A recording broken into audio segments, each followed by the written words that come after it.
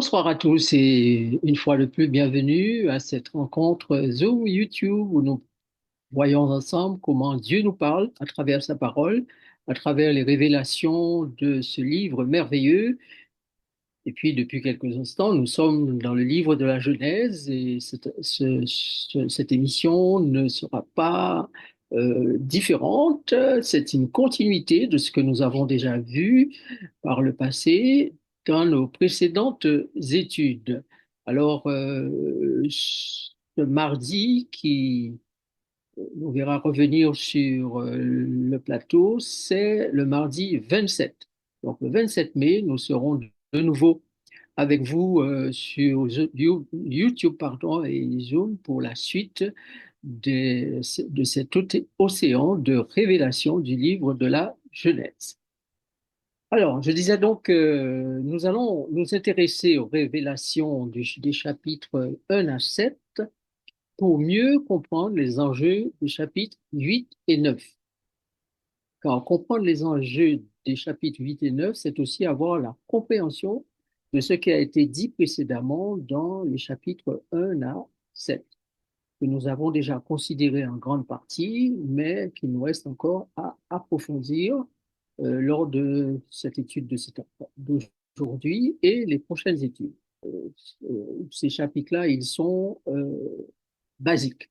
Cependant, nous allons jour après jour, lors de nos rencontres, saisir les grands enjeux de ces chapitres par groupe. Lorsque nous les étudierons, nous allons avoir une étude par groupe de 2 chapitres, 8, 9, 10, 11, 12, 13, etc., etc. Que vous soyez surpris ou probablement secoué par ce que vous allez entendre, restez jusqu'au bout, car il est important pour vous de comprendre ce qui est dit au sein des derniers jours. L'un des objectifs poursuivis par notre club, c'est que nous puissions beaucoup réapprendre, ou en quelque sorte désapprendre pour réapprendre. Le temps aujourd'hui exige que nous remettions en question un certain nombre de choses, puisque les plans divins ne sont pas figés. Et le message pour aujourd'hui est un message qui est euh, adapté aux circonstances, au temps et aux objectifs fixés par Dieu dans chaque palier de temps qu'il a fixé lui-même pour les différents événements qui concernent le plan de la rédemption. Le livre de la vérité, qui doit être connu par ceux qui vivent au dernier temps, a besoin d'être ouvert. Beaucoup ne veulent entendre que ce qu'ils ont connu déjà, et quand on leur dit ce qu'ils savent déjà, avec quelques petites innovations, ils sont très contents. Mais une fois qu'on dit des choses qui sont nouvelles, ils sont un peu déstabilisés pour certains, ne comprennent plus pour d'autres. Mais rassurez-vous, la vérité n'a pas besoin qu'on l'excuse. Elle est vérité et elle triomphe toujours. Ce qui n'est pas compris aujourd'hui le sera demain dans une circonstance ou une autre, ce qui permettra aux uns et aux autres de progresser. J'ose espérer donc que vous serez attentifs ce soir ou cet après-midi ou quel que soit l'endroit où vous êtes. Euh, je vais vous donner la possibilité de poser des questions, comme ça a été dit, mais sachez que Jésus nous a tout dit dans les écrits de Moïse, des psaumes et des prophètes.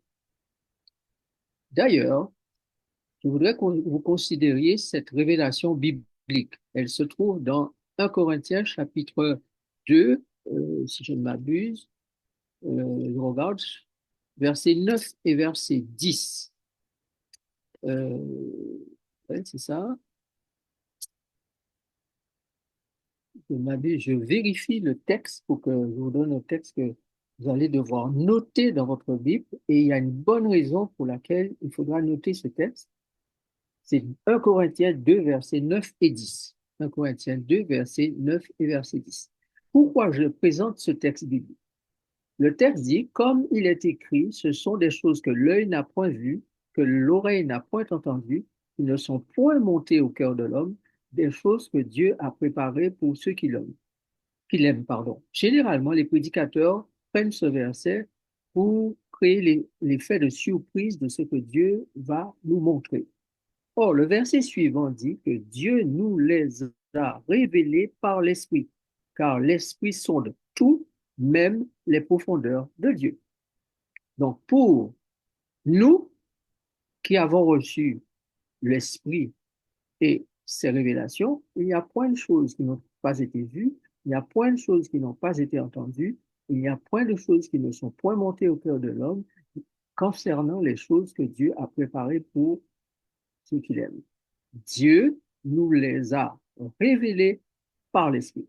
Ça veut dire que dans la Bible, dans les livres de Moïse, dans les psaumes, dans les prophètes, dans les livres du Nouveau Testament, tout ce qui est nécessaire à notre connaissance et à notre préparation pour occuper les nouveaux cieux et la nouvelle terre a été révélé par l'Esprit. Il faut donc lire attentivement les révélations divines, codées, elles le sont pour la plupart du temps dans des histoires, dans des images, dans des scénarios divers dans la Bible, dans des prophéties, dans des symboles, etc.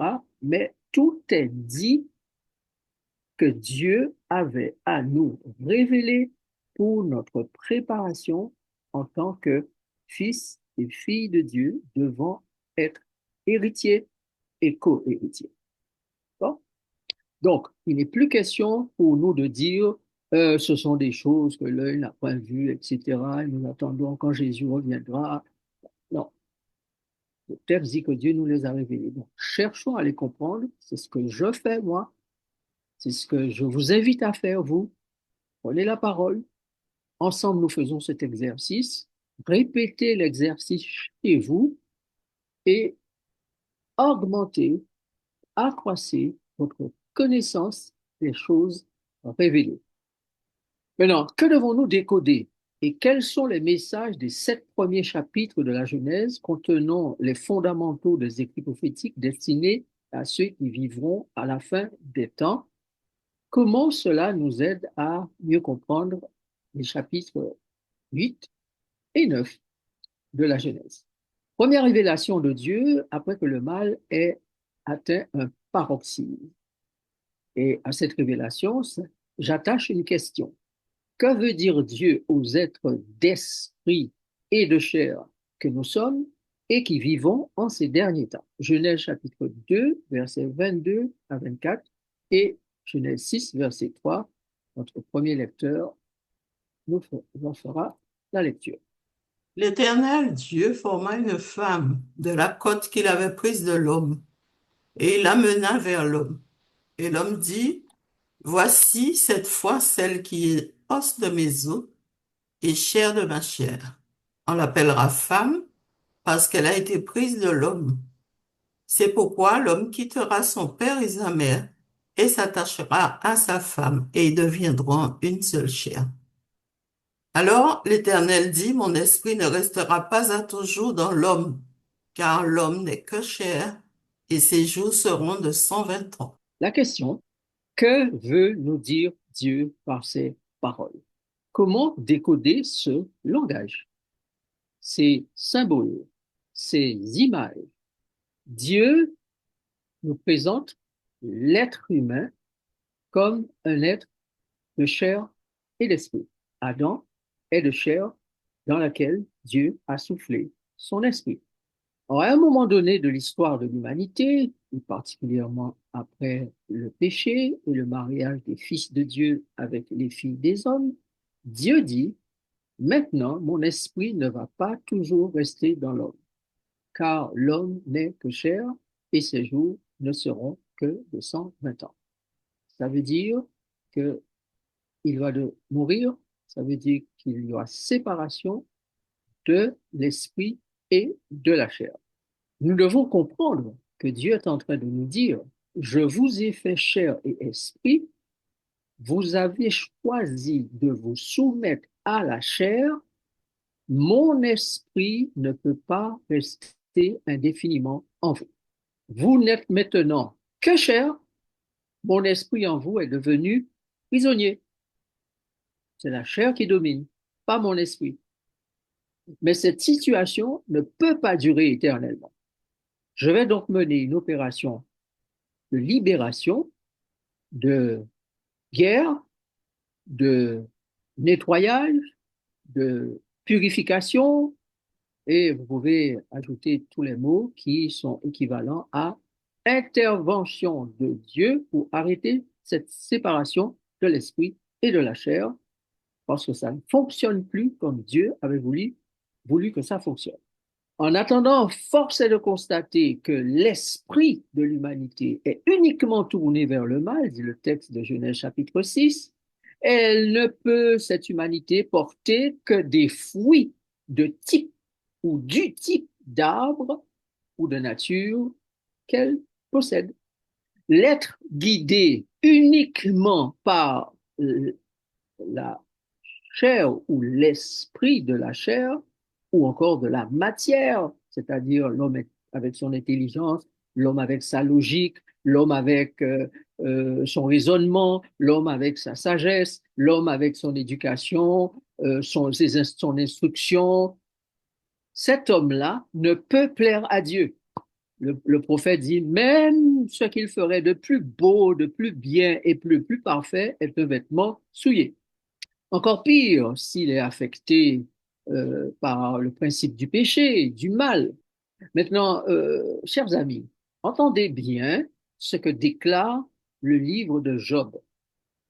Si Dieu n'a pas confiance en ses serviteurs ce sont les anges, s'il trouve de la folie chez eux, combien plus chez ceux qui habitent des maisons d'argile, donc nous, humains, faits d'argile, faits de poussière, qui tirent leur origine de la poussière et qui peuvent être écrasés comme un vermisseau. C'est Job chapitre 4, verset 18 et verset 19. Donc, fin de la citation. Donc, Dieu doit placer son esprit dans une autre entité que la chair, si on doit bien comprendre, puisque l'entité chair n'a pas donné satisfaction. Au contraire, l'entité chair a permis au mal d'atteindre un paroxysme tel que Dieu a dû envoyer le déluge. Donc, Dieu a un plan pour placer son esprit dans une autre entité. Le corps, si je ne me trompe, je crois avoir lu dans la lettre de Paul aux Corinthiens 1 Corinthiens 1, verset 5, je crois, qu'il faut livrer le corps à Satan pour que l'esprit soit sauvé au nom du Seigneur Jésus-Christ. Donc, chers amis, comment... Ah, voilà, les textes sont là. Jésus, Pierre et Paul en parlent-ils? Nous allons lire dans Luc chapitre 4, d'abord 1 Pierre 3 et 1 Corinthiens chapitre 5. Vous et moi avons le statut d'homme, certes, mais nous sommes surtout une part de Dieu cachée en nous, son esprit, sans laquelle, cette part-là, nous n'aurions pas pu être à l'image de Dieu, puisque Dieu est esprit. Cette part s'est complètement développée chez les vierges des derniers jours. Elles auront été complètement rendues libres. Si le Fils vous a franchi, vous serez réellement libres, délivrés de la prison charnelle, de la mort et du séjour des morts. Voyons voir comment Jésus, Pierre et Paul parlent-ils de cela. D'abord Jésus. Luc 4, versets 18 et 19. L'Esprit du Seigneur est sur moi, parce qu'il m'a oint pour annoncer une bonne nouvelle aux pauvres. Il Mhm. m'a envoyé pour guérir ceux qui ont le cœur brisé, pour proclamer aux captifs la délivrance et aux aveugles le recouvrement de la vue, pour renvoyer libres les opprimés, pour publier une année de grâce du Seigneur. Donc, regardez bien que Jésus fait une déclaration générale. Il n'est pas spécifique là. Il dit que l'esprit qui est sur lui, c'est l'esprit qui l'a oint pour annoncer une bonne nouvelle à qui? Aux cœurs brisés, aux captifs, aux aveugles et aux opprimés. Donc Dieu considère que l'humanité est dans la pauvreté spirituelle, naturellement, et particulièrement. L'humanité est un cœur brisé. L'humanité, ce sont des captifs et l'humanité, ce sont des opprimés. Donc, l'Esprit du Seigneur sur Jésus dit à son esprit que tu dois annoncer aux esprits qui sont dans la chair une bonne nouvelle. Je, ou Jésus, a été envoyé pour que leur cœur ne soit plus dans la tristesse, dans le brisement, pour qu'ils ne soient plus des captifs, pour qu'ils ne soient plus des opprimés. Voilà les raisons de la venue de Jésus. Car l'esprit qu'il a mis en nous est devenu captif de la chair et Dieu dit, cet esprit-là a besoin d'être libéré. Mon esprit ne restera pas toujours dans l'homme. Je vais donc le libérer. Et pour cela, je publie une année de grâce. Texte suivant, 1 Pierre 3, versets 18 et 19. Christ aussi a souffert une fois pour les péchés, lui juste pour des injustes, afin de nous amener à Dieu, ayant été mis à mort quant à la chair, mais ayant été rendu vivant quant à l'esprit, dans lequel aussi il est allé prêcher aux esprits en prison. Bien, merci. Jésus a été captif de la chair, n'est-ce pas? Ayant été mis à mort quant à la chair, mais ayant été rendu vivant quant à l'esprit. Donc lui, même Jésus, quand il a pris la nature humaine charnelle, il est devenu captif, il est devenu prisonnier, il avait un esprit enfermé dans la chair. Mais grâce à la mort, il s'en est libéré. Et maintenant qu'il retrouve son état normal, état esprit, il est à même de prêcher aux esprits en prison. Ça veut dire que l'Écriture considère que nous qui sommes dans la chair, nous sommes des esprits en prison comme l'étaient les antédiluviens. Et nous avons besoin de libération. Dieu ne nous a pas créés pour que nous soyons dans cet état-là. Prisonniers de la nature charnelle, prisonniers de la matière. Pourquoi nous a-t-il créés? Ésaïe 43, verset 7. Tous ceux qui s'appellent de mon nom et que j'ai créé pour ma gloire, que j'ai formé et que j'ai fait. Voilà. Dieu nous a formés, il nous a fait, il nous a créés, donc, pour sa gloire. Or, nous voilà que nous ne sommes plus en mesure de lui donner gloire à cause de notre nature charnelle. Donc, chaque être humain vivant est un esprit de Dieu habitant dans une tente, dit Paul, la tente de chair qui le tient enfermé. Puis, à la mort, Dieu va nécessairement récupérer cet esprit, car l'esprit retourne à Dieu qu'il a donné, n'est-ce pas? Ce qui lui appartient, il va le reprendre. Et ce qui appartient à la poussière va reprendre ce qui lui appartient. Donc, Jésus s'adresse non pas à des corps, mais il s'adresse à des esprits dans un corps, qui sont en prison dans un corps, ou encore dans une nature appelée la chair. Donc, de notre vivant d'homme, juste ou pécheur, nous recevons les adresses, les appels, les bonnes nouvelles ou la bonne nouvelle qui vient de Jésus. En termes d'esprit, dans le séjour des morts où nous allons aller, parce que tout le monde doit aller dans le séjour des morts, Jésus est capable, là encore, d'ouvrir cette prison-là avec les clés qu'il a de la mort et du séjour des morts pour nous en libérer. Donc, ni par le corps, ni par le séjour des morts, le diable ne peut nous maintenir en prison. Car c'est l'Esprit de Dieu en nous qui fait de nous des justes. Et l'Esprit de Dieu en nous ne meurt pas. Si vous lisez Somme 88, versets 5 et 8, vous allez parfaitement comprendre ce que je dis là. La Bible l'explique clairement. Jésus lui-même est descendu dans la fosse, c'est-à-dire dans le séjour des morts, mais le diable n'a pas pu le retenir. Tous ceux qui ont l'Esprit de Dieu, même s'ils descendent dans le séjour des morts, seront libérés car Jésus en a les clés. Jésus est celui que Dieu a envoyé pour te libérer de l'esclavage du péché, pour te libérer de la prison de la chair, de la prison du péché et de la prison du diable, le séjour des morts. Maintenant, que nous apprennent donc globalement les 7 premiers chapitres du livre de la Genèse?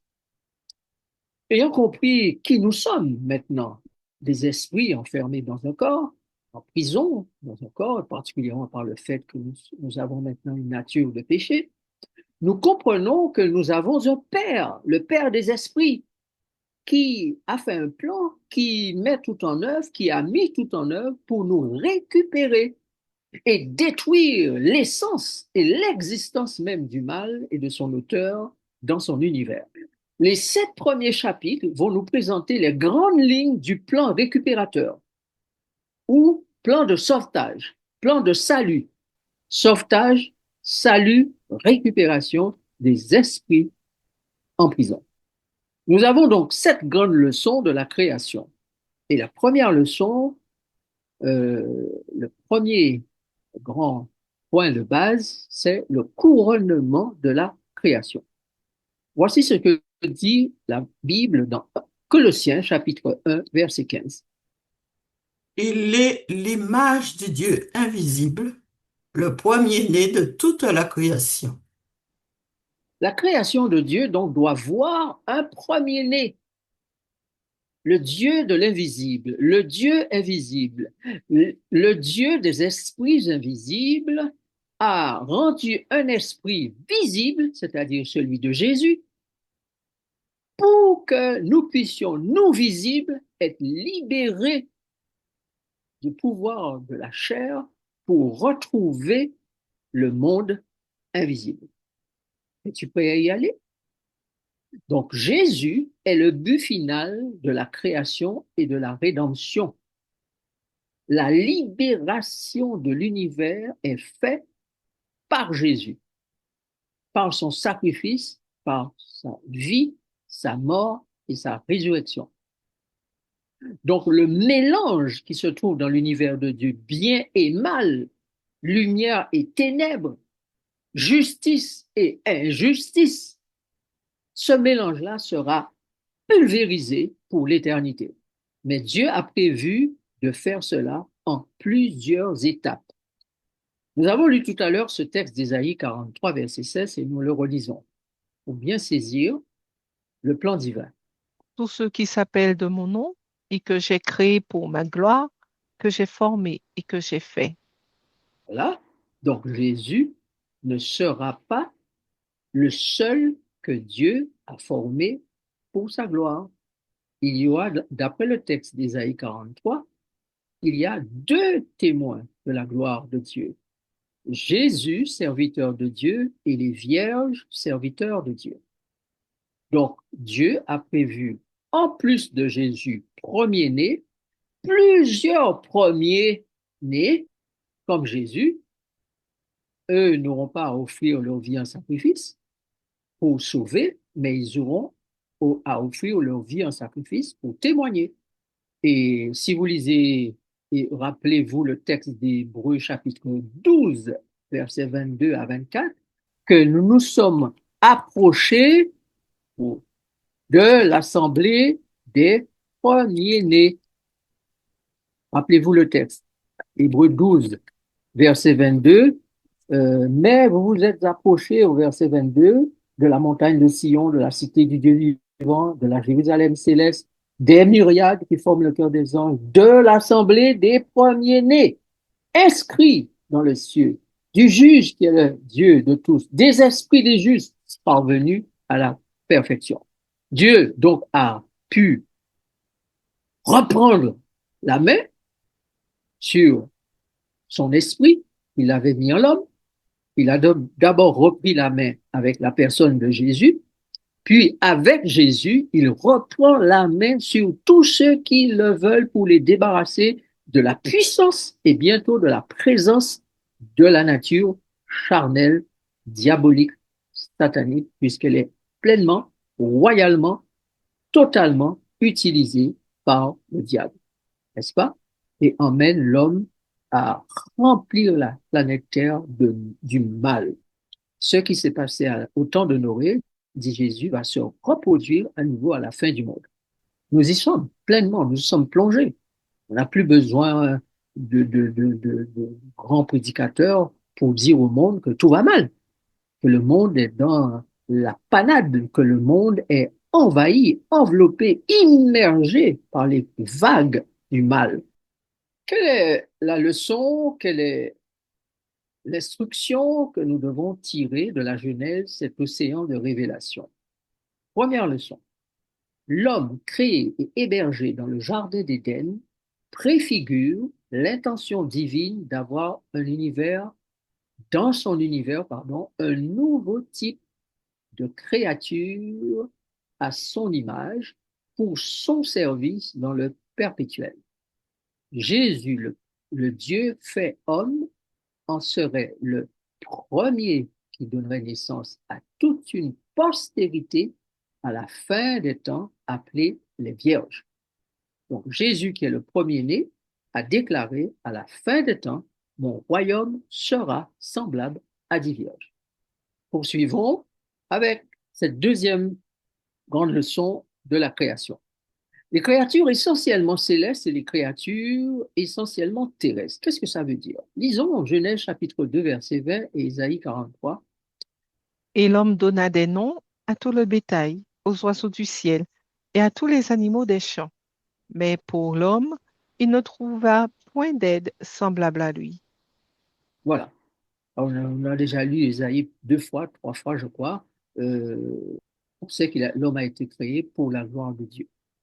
Maintenant, ici, il est dit que l'homme donne des noms à tous les bétails, des oiseaux du ciel, donc aux autres créatures animales du jardin d'Éden, des animaux des champs, mais il ne trouve point d'aide semblable à lui.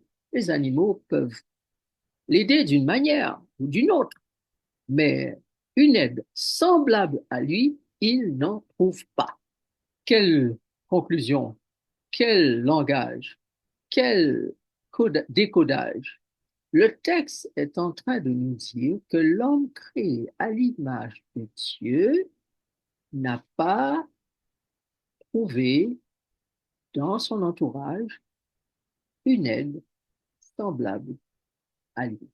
Dieu est en train de nous dire, j'ai eu un problème dans mon univers avec quelqu'un qui me demandait d'avoir une aide pour lui, mais différent de lui. Et vous savez qu'il y a ce quelqu'un. Nous aurons l'occasion de revenir là-dessus. Mais moi, Dieu, je ne peux pas lui faire ce type d'aide. Pour que ça fonctionne, il faut que je lui donne une aide semblable à lui.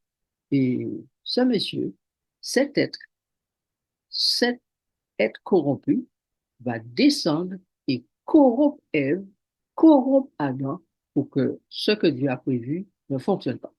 Ainsi, la leçon 2 que nous pouvons tirer de ce livre de la création est celle-ci. Dieu a créé l'homme qui doit se différencier de l'animal, car il a été créé pour la gloire de Dieu. Dieu a créé l'homme qui doit se différencier de l'animal pour sa gloire, qui sera démontrée à la fin des temps, donc longtemps après le déluge, dans le temps du jugement.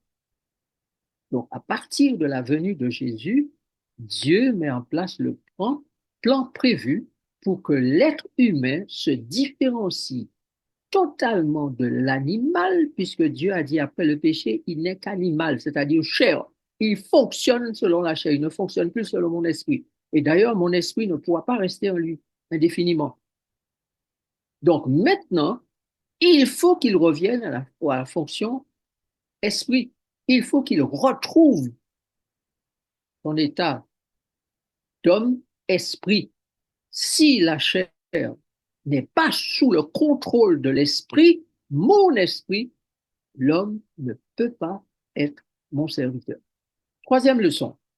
La femme pour la gloire de l'homme ou pour sa perdition, son retour à la poussière ou son retour à la mort et son retour à la mort. Que nous dit Genèse chapitre 2, versets 23, 24 et chapitre 3, verset 19. Et l'homme dit, voici cette fois celle qui est os de mes os et chair de ma chair. On l'appellera femme parce qu'elle a été prise de l'homme. Voilà. Quel temps nous allons pas lire le chapitre verset 19 qui dit simplement, tu es poussière et tu retourneras à la poussière. Bon. Donc, nous pouvons comprendre que l'homme fait de chair, d'os et d'esprit s'est attaché à la femme, symbole de ce qui est purement charnel, physique et beau. Donc, pour sa perdition, l'homme s'est attaché à la chair pour sa perdition. L'attachement à la chair détruit et l'attachement à l'esprit construit. Donc, Lucifer s'est attaché à sa beauté, il s'est perdu. La femme, os de ses os et chair de sa chair, lui a apporté, je parle d'Adam, la similitude, l'aide, le vis-à-vis dont il avait besoin, mais elle a aussi apporté, ayant fonctionné selon la chair et non selon l'esprit, elle lui a aussi emmené le péché et la désolation. Beaucoup sont à l'origine du naufrage de leur couple, de leur foyer, parce qu'ils sont hommes ou femmes, certes, mais surtout charnels de nature pécheresse admirée. Donc, quand l'homme commence à se contempler, donc se tourner vers lui-même, devenir égocentrique et égoïste, il se perd et il perd les richesses que Dieu lui a données. Le vrai mariage humain est la fusion non pas de deux personnes de chair, car deux personnes de chair ne deviennent jamais une seule personne. Dans un mariage, la femme reste toujours charnellement présente et l'homme charnellement présent. Physiquement et charnellement, ils sont toujours deux. Donc, le vrai mariage n'est pas la fusion de deux personnes, mais la fusion dans deux personnes d'une entité visible, pardon, l'ovule, et avec une entité invisible qui est le spermatozoïde. C'est la fusion du spermatozoïde et de l'ovule qui est le vrai mariage. Voilà pourquoi dans la Bible, le mariage est décrit comme suit, un tel connu, un tel point. Donc, deux esprits, celui de l'homme et celui de la femme, se mettent d'accord pour se marier, c'est-à-dire pour avoir des relations sexuelles et avoir une fusion. Ils sont à ce moment-là censés faire un choix libre et consenti, mûrement réfléchi d'avoir un enfant pour devenir eux-mêmes père et mère et garantir un avenir à la race humaine et à la postérité. Soyez féconds, Dieu les bénit, nous dit, soyez féconds, multipliez et remplissez la terre. Donc, cela se fait en se préparant, l'homme et la femme, ou particulièrement l'homme, à tout quitter. L'homme quittera son père et sa mère, il s'attachera à sa femme et les deux deviendront une seule chair. Mais vous avez noté que même si le texte ne le dit pas, la femme est inclue dans cette histoire d'homme qui quitte. Non, nous comprenons que Dieu est en train de nous révéler quelque chose à travers ce texte de la création. Jésus, le Fils, va quitter son Père, ayant choisi de s'unir à l'humanité de chair pour la sauver. Ce mariage va lui apporter un immense malheur, car il sera conduit au sacrifice et à la mort. Adam et Ève, Adam va se sacrifier pour Ève, mais tous les deux vont aller à la mort. Mais de ce mariage, je parle de celui du Christ et de l'humanité, naîtront de nouveaux enfants de Dieu à son image, parce que l'esprit de Jésus et l'esprit de l'Église se seront liés, alliancés, mariés, étant tous deux esprits du Père. Donc Jésus et l'humanité, pour que le mariage ait lieu, doivent avoir le même esprit. Vous comprenez pourquoi l'époux est en retard? Parce que la mariée n'a pas encore le même esprit. Elle n'est pas habillée de son vêtement de justice qui dit qu'elle a le même esprit que le Christ. Et les vierges doivent attendre, mais en attendant, elles doivent symboliser qu'il faut absolument l'huile et réserve d'huile, c'est-à-dire esprit qui allume, esprit qui maintient allumé. Donc Jésus, l'époux, les vierges, la mariée doivent avoir le même esprit. Le même esprit. Voilà la leçon 3 que nous pouvons tirer de ce que la Genèse nous dit. Leçon 4, le mariage nécessaire. Et nous irons brièvement là-dessus puisque nous l'avons déjà abordé. Le texte dit, Genèse 2, verset 23, et nous pouvons aussi ajouter le verset 24. Si vous avez votre Bible devant vous, regardez ce que dit le verset 24. Et l'homme dit, voici cette fois celle qui est os de mes os et chair de ma chair. On l'appellera femme parce qu'elle a été prise de l'homme. Oui, le verset 24 dit, c'est pourquoi l'homme quittera son père et sa mère et s'attachera à sa femme et les deux deviendront une seule chair. Donc, vous avez compris que l'homme, une seule chair, ne veut pas dire que les deux disparaissent pour ne laisser qu'une seule personne. En ce cas, il n'y aurait ni père ni mère. D'accord? Qui serait le père et qui serait la mère s'ils fusionnent? Ils ne fusionnent pas. Il y a un père et une mère, un homme et une femme. Mais ils fusionnent parce qu'ils se marient et le mariage se consomme, se concrétise par la venue, on appelle ça, du fœtus, voilà, je cherchais le mot, fœtus et enfin de l'enfant après les 9 mois. Donc, il faut une union de deux esprits pour former une belle union de deux corps, de deux êtres en esprit. Vous avez suivi? Il faut une union d'esprit de deux êtres ayant le même esprit pour former une union de deux êtres en esprit. Dans quelles conditions? Eh bien, au lieu d'un attachement à la chair, il faut naturellement un détachement pour un attachement à l'esprit. L'homme quittera son père et sa mère et s'attachera à sa femme et les deux deviendront une seule chair.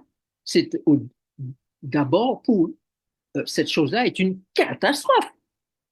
Que la chair s'unisse à la chair dans un mariage, que ce ne soit que la chair, c'est catastrophique. Pour que la chair s'unisse et donne quelque chose de beau, il faut nécessairement que les esprits s'unissent. Et c'est le mariage en esprit qui va donner le bon résultat dans la chair. Des fils et des filles naîtront alors pour le royaume de Dieu, pour la citoyenneté dans le royaume de Dieu. Cinquième, le gardien du harem ou l'eunuque, connaît-il véritablement comment Jésus en parle et que nous dit la Genèse sur les fils, les filles de Dieu? Oh, des hommes plutôt. Regardons ce que dit le texte. Lorsque les hommes eurent commencé à se multiplier sur la face de la terre et que des filles leur furent nées, les fils de Dieu virent que les filles des hommes étaient belles, et ils en prirent pour femmes parmi toutes celles qu'ils choisirent. Alors l'Éternel dit, mon esprit ne restera pas à toujours dans l'homme, car l'homme n'est que chair, et ses jours seront de 120 ans. L'Éternel vit que la méchanceté des hommes était grande sur la terre, et que toutes les pensées de leur cœur se portaient chaque jour uniquement vers le mal. Ma question, le mariage des filles de Dieu et des fils de Dieu et des filles des hommes a-t-il été apprécié de Dieu? La question est posée et Non. la réponse est non. L'Éternel donne son désaccord en disant que son esprit ne restera pas toujours dans l'homme après ce type de mariage.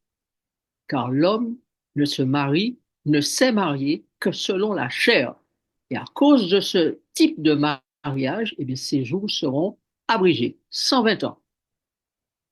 Donc la vie selon la chair détruit la vie.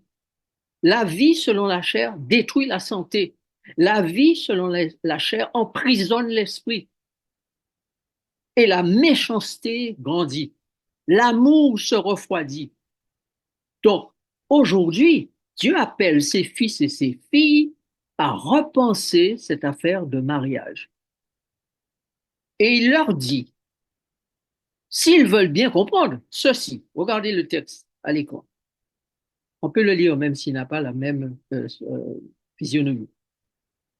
Oui, car il y a des eunuques qui le sont dès le ventre de leur mère.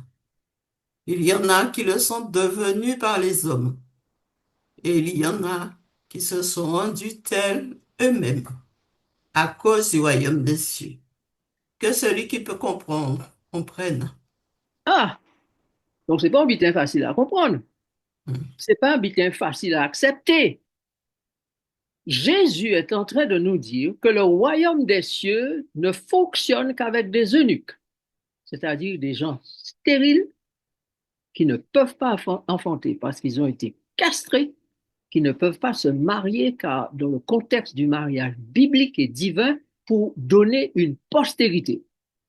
Et Jésus dit, il y a des eunuques qui le sont dès le ventre de leur mère, il y en a qui naissent avec un statut déjà dans le ventre de leur mère, eunuques. Il y en a qui le sont devenus par les hommes, donc on les a castrés de force. Il y en a qui le sont rendus tels eux-mêmes, car ils décident de ne pas se marier, de rester célibataires, de se faire castrer, à cause du royaume des cieux. Donc, vous voyez bien que Jésus a une belle compassion pour les célibataires, ceux qui ne se marient pas. Donc la Bible ne considère pas que le mariage est une affaire tout bénef pour l'humanité, surtout par le fait que l'humanité est maintenant dans la chair et ne fonctionne généralement que par la chair. Alors Jésus dit, si vous avez de l'intelligence pour comprendre, comprenez, mais je suis en train de vous dire là une vérité qui est dès le départ, c'est que le royaume des cieux fonctionne avec les eunuques. Allô? Vous êtes toujours là?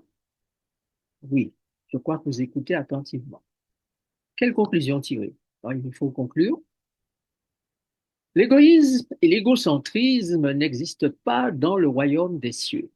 Toute union ou toute société où chacun vit pour satisfaire son plaisir charnel, donc, ou désir égoïste, est vouée à l'échec, vouée à faire grandir le mal qui atteindra, comme il le fait aujourd'hui, son paroxysme et verra Dieu envoyer le déluge de feu. Les fils de Dieu ne peuvent être que des personnes qui ont livré leur être tout entier pour servir les autres. Ils ont renoncé au service de la chair pour être au service de l'esprit. Ils peuvent être mariés dans ce monde, mais ce ne sera pas leur priorité. Leur priorité, c'est le royaume des cieux. Alors, on peut supposer, spéculer qu'il y aura des couples de serviteurs dans le royaume de Dieu, comme il y a eu dans l'arche, puisque l'arche, ils sont entrés deux à deux.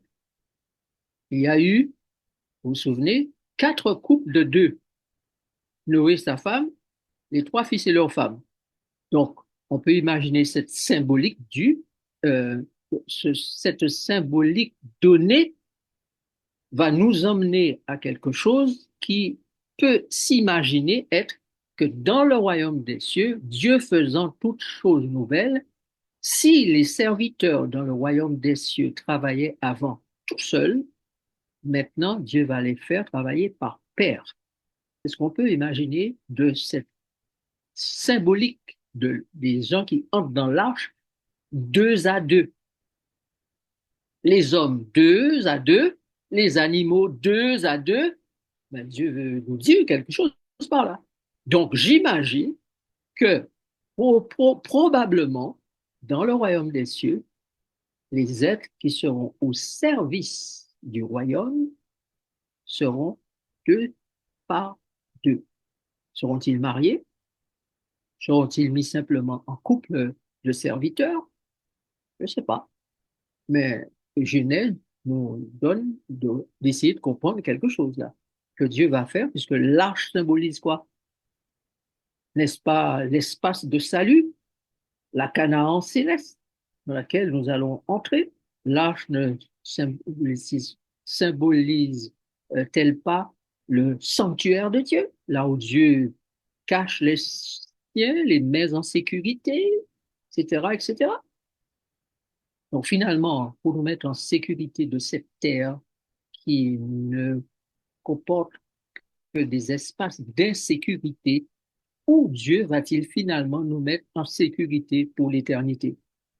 Or, le texte dit qu'il fait entrer dans cette arche-là des animaux et des hommes deux par deux.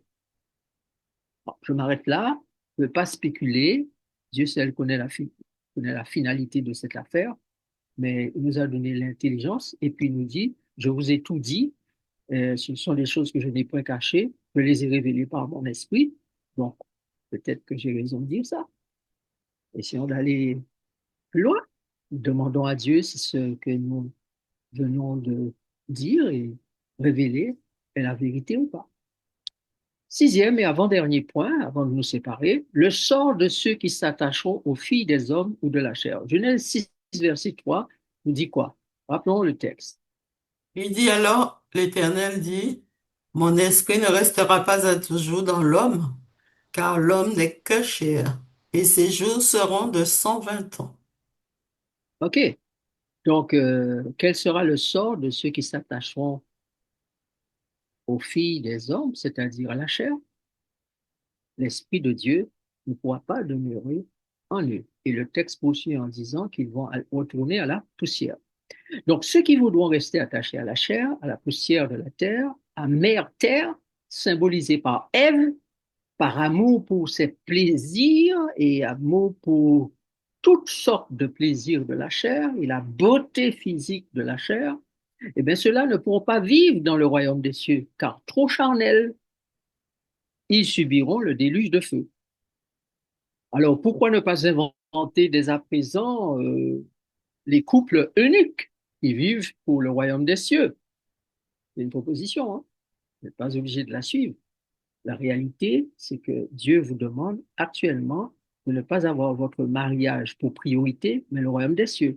Et si vous avez pour priorité le royaume des cieux, alors votre mariage pourra mieux se porter, dans la mesure où vous êtes tous les deux dans le même esprit. Parce qu'on aura beau faire pour prier, Dieu bénit, répare, donne mon foyer, mon foyer, mon foyer. On fait des semaines de prières et des prières et des prières. Si les deux ne sont pas dans le même esprit, ça péché mâché. Mon Dieu ne peut pas faire pour miracle. Il ne peut pas. Parce qu'il ne peut forcer aucun esprit à le suivre. Il faut que les esprits soient d'accord. Deux ne marchent pas ensemble sans s'être mis d'accord. Si vous voulez que Dieu délivre l'esprit qui est prisonnier et qui ne peut pas grandir, se développer, s'épanouir pour devenir comme celui des vierges, Dieu ne peut pas vous forcer. Il ne peut pas. Mais si vous vous rendez compte que l'esprit qui est en vous est prisonnier, ne se développe pas, vous avez déjà fait des années de prière, rien ne fonctionne, laissez tomber, divorcez, séparez-vous. Au lieu de croire qu'il faut rester là dans la misère, non, séparez. Vos esprits ne veulent pas. Vous avez déjà tout fait pour que les esprits concordent, mais ça n'a pas marché. Eh bien, ne risquez pas d'avoir le feu. D'accord? Maintenant, Paul dit, celui qui se marie pas fait mieux, hein. Maintenant, si vous avez des désirs brûlants, il vous dit, bon, vaut mieux pour, bon, ne pas brûler, vous marier. Mais il dit, celui qui se marie pas fait mieux. Car il connaît les déboires que l'on peut avoir dans cette affaire. Surtout si on n'est pas d'un même esprit. Puisque l'esprit animal et reptilien va être pleinement, de plus en plus dans ce monde, et les saints fils et filles de Dieu, les enfants de l'agneau, seront séduits par cet esprit animal et reptilien. Car le monde entier sera en adoration derrière la bête, dit le texte. Il faut donc faire très attention en ces temps où nous vivons, de savoir ce que nous faisons et ne pas regarder à ce qui frappe les yeux. Souvenez-vous que sur 25 000 Benjamites, 600 sont restés. Tous les 22 000 ou 24 000 ont été 600 ou 400 ont été complètement détruits, anéantis, renversés, écrasés, disparus. Il n'en est resté que 600. Donc ça veut dire que le combat qui s'annonce devant nous est extrêmement rude et il vaut mieux être célibataire que marié. C'est ce que le texte de Jésus fait nous faire comprendre. Que celui qui a de l'esprit et de l'intelligence pour comprendre, comprenne. D'ailleurs, Jésus précise, de deux qui seront dans un même lit, l'un sera pris et l'autre laissé.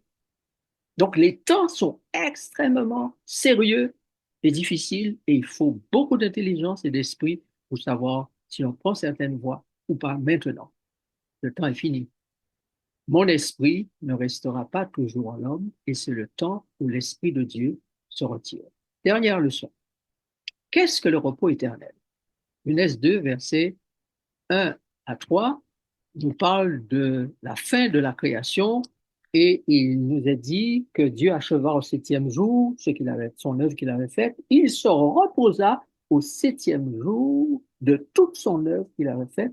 Dieu bénit le septième jour et il le sanctifia parce qu'en ce jour, il se reposa de toute son œuvre qu'il avait créée en la faisant. Dieu veut nous donner un temps de repos appelé symboliquement par Ésaïe sabbat et nouvelle lune dans le cadre des nouveaux cieux et nouvelles terres, dans le perpétuel, dans le cadre de l'éternité. Il veut nous donner le temps de repos appelé sabbat ou nouvelle lune parce que de toute éternité, il n'y a jamais eu de temps de repos dans le perpétuel.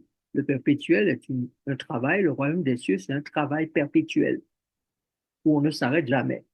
Et je peux imaginer que le perpétuel va toujours continuer, mais si, avec les nouveaux cieux et la nouvelle terre, Dieu fait que les serviteurs sont deux par deux, deux à deux, alors pendant un travail, lorsqu'il a fini, il se repose et l'autre prend le relais et ça ne s'arrête jamais, car le perpétuel ne peut pas s'arrêter.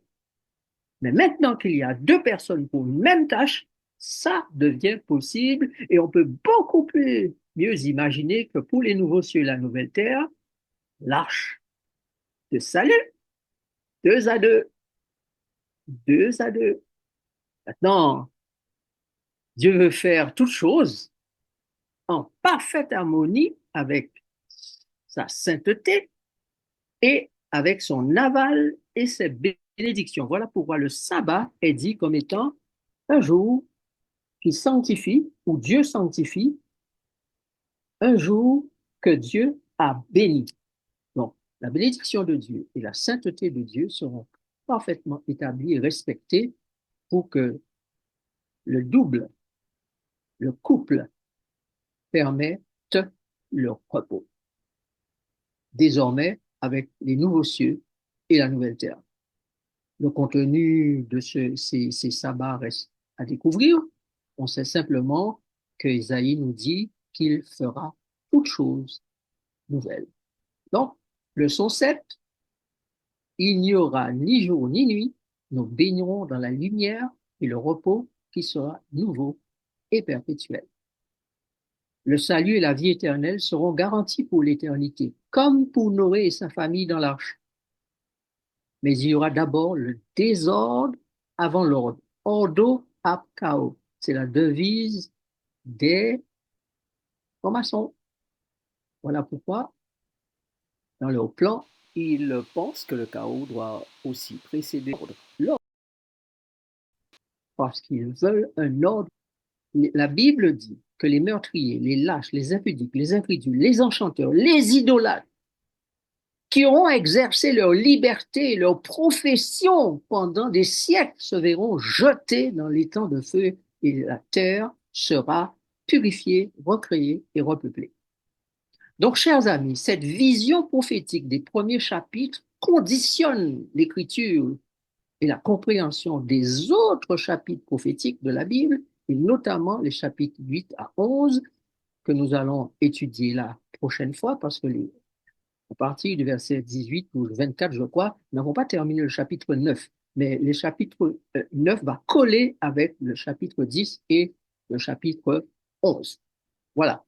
Nous sommes arrivés à la fin, donc les enjeux du chapitre 9 seront ceux-ci: le temps et les conditions de sortie de l'arche, les sacrifices de Noé et de sa famille, une vie saine morale et spirituelle, l'alliance de Dieu avec les hommes fait avec Noé. Voilà, je m'arrête ici pour aujourd'hui. Si vous avez des questions, c'est le moment. Prions. Notre Dieu, nous te bénissons et nous te remercions pour cette vision que tu nous donnes des choses. Elle est particulière, peut-être difficile à comprendre, difficile à admettre, à accepter.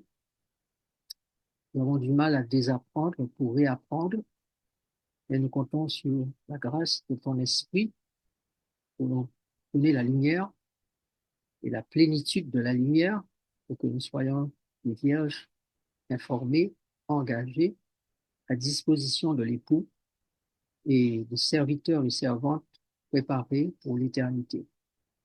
Alors, Seigneur, nous nous ouvrons à tes instructions. Ce qui est la vérité, affermis-la en nous. Ce qui est du mensonge, détruis-le en nous. Nous avons prié au nom de Jésus. Amen.